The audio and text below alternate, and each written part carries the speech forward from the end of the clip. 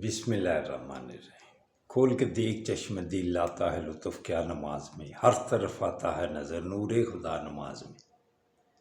میرے دوستوں، میرے برخوردارو، اٹھو، اٹھ کر نوافل ادا کرو، سنتوں کی پابندی کرو، تکبیر اللہ کے ساتھ نماز پڑھو۔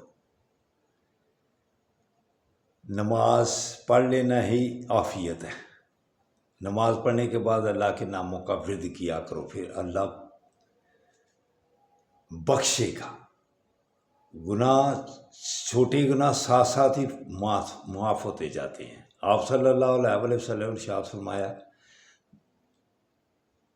اے صحابہ، اگر آپ کے گھر کے آگے سے ایک نہر گزر رہی ہو تو آپ روزانہ اس میں نہائیں تو کیا آپ کے جسم پر کوئی میل رہے گی؟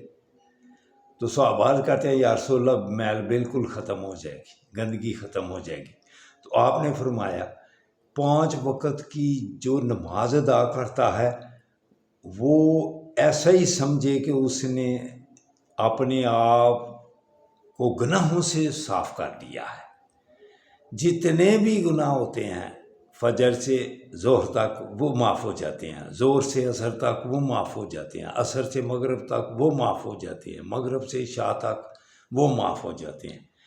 تو یہ نماز پڑھ لینے سے آدمی صاف ستھرا رہتا ہے اور گناہوں سے پاک ہو جاتا ہے۔ کبیرہ گناہ جو اس کی پھر اسپیشل آنسو بہا کر معافی مانگنی پڑتی ہے۔